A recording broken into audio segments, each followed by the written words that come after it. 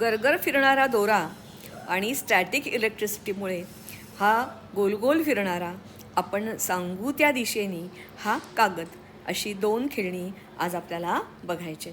चला तर मग तयार व्हा. नमस्कार विद्यार्थी मित्रांनो, आत्ता मी काहीतरी करताना तुम्ही बघितलं, ह्या दोन जादू या वेळेला आपण बघणार आहोत. पहिलं आपण बघितलं ते म्हणजे एक दोरा होता आणि तो गरगर गरगर गरगर गरगर फिरत होता.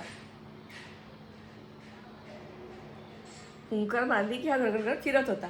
आणि दुसरं असं होतं की मी ह्याला इथे हाताने फिरवत होते, पण हाताने नव्हे तर हा कागद नुसता असा स्ट्रॉ त्याच्या भोवती फिरवला की जसा ज्या दिशेने स्ट्रॉ फिरवू त्या दिशेने फिरत राहील. या दोन्ही जादू म्हणजे नेमकं काय, त्याच्या कोणत्या तत्वावर त्या चालतात ते आपण बघणार आहोत. चला तर मग पहिलं हे जे आहे हे अर्थातच हवा, दाब हवेचा. आणि त्याच्याशिवाय सगळ्यात महत्त्वाचं म्हणजे काही वेळेला जेव्हा तुम्ही मेडिकल टेस्टला जाता तेव्हा छाती फुगवून अशा प्रकारचा एक मेजरमेंट घेतलं जातं. नुसती छाती फुगवून दम तुमचा किती वेळ राहतो. काही जाताना, पळताना, चालताना पटकन दमतात.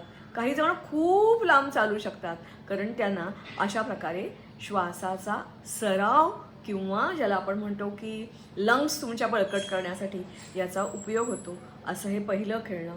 आणि हे दुसरं जे खेळणं आहे तुम्हाला मी दाखवलं ते म्हणजे अर्थात हा कागद आत्ता घेतला असा नव्हे, वर्गात तुम्हाला व्यवस्थित कागद दिला जाईल.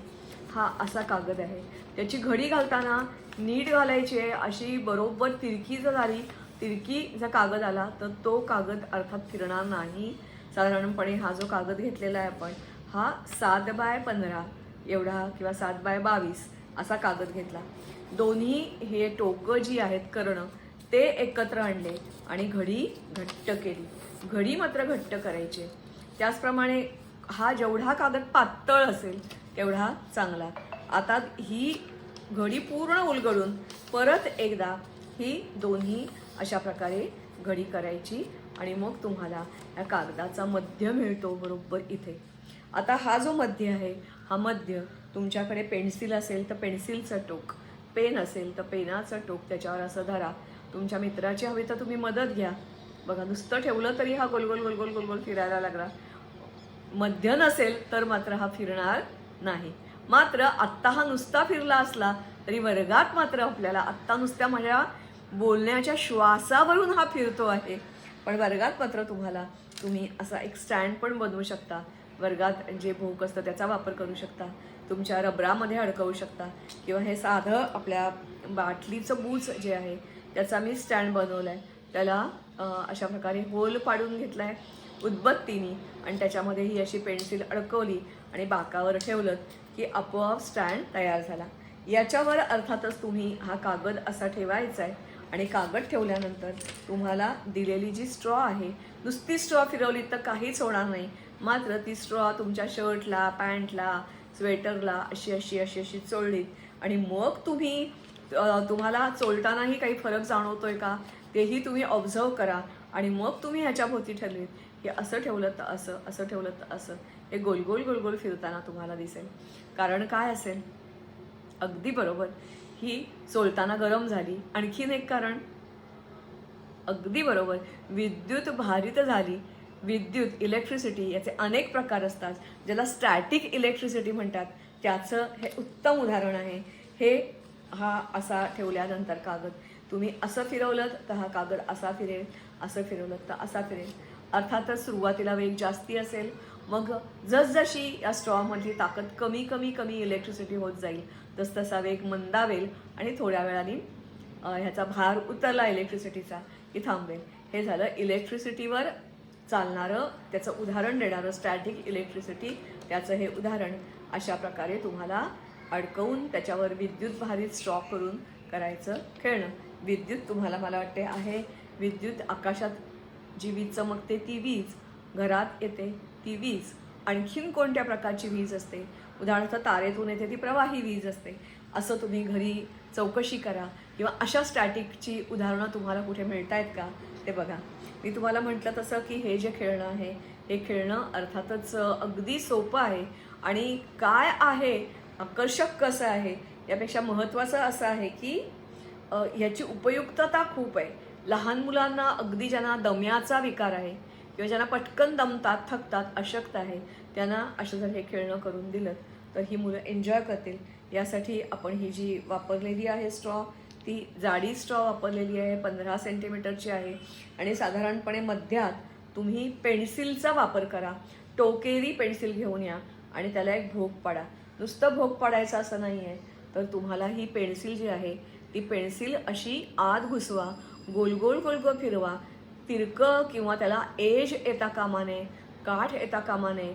आणि असं हे भोक तुमचं तयार झालं. आरपार मात्र भोक नाही आहे. आरपार भोक केलं तर एकीकडून मारलेली हवा दुसरीकडून जाईल. याच्यामध्ये हा जो दोरा तुम्हाला दिलेला आहे, हा दोरा अर्थातच 60 सेंटीमीटर एवढ्या लांबीचा आहे. हा जो दोरा आहे हा कोणत्या रंगाचा वापरा असं काही त्याला बंधन नाही आहे. मात्र हा दोरा जेवढा पातळ आणि हलका असेल आणि टिकाऊ असेल, तुटणारा नको, तर आपल्याला हे इफेक्ट मिळेल. त्याच्यानंतर अर्थातच हे आत्ता मी घातलेलाच आहे, पण तुम्ही घालताना पण कठीण काही नाही आहे. ज्या बाजूनी होल केलेला आहे त्या बाजूनी फक्त हा दोरा इथे नीट असा करून घ्यायचा. त्याला फेविकॉल घातलात तर तो जरा कडक होईल तरी चालेल, किंवा पाण्याचा हात लावला तरी चालेल. असा ह्या भोकातून घालून घ्यायचा. या बाजूनी तो बाहेर आला की मग अर्थातच गाठ मारायची. ही जी गाठ मारलेली आहे ही गाठ, याची टोकं कापून घ्यायची आहेत. टोकं जर कापून घेतली नाहीत तर इथेच तो अडेल.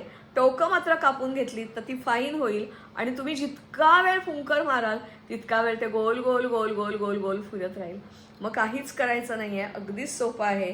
आणि ते म्हणजे अर्थातच तुम्ही या बाजूनी जितकं तुमच्या अगदीच तोंडाची धरलं तर काही होणार नाही, जरा आत घुसवा. तुमची लाळ लागणार नाही हे बघा. आणि असं जरा पकडून घ्या ते दोरा, सुरुवातीला सोडून द्या. दिसला तुम्हाला फिरताना. आता इथे येऊन अडला, कारण इथे अर्थातच त्याच्या काय आहेत त्या गाठी नीट कापून घ्या, थिन करा. आणि मग मात्र आता तुम्ही फिरवायला लागलात तर एंडलेसली जितका वेळ तुमचा दम आहे तितका वेळ हा फिरत राहील. परत मी म्हटलं तसं सुरुवातीला असं करून घ्या.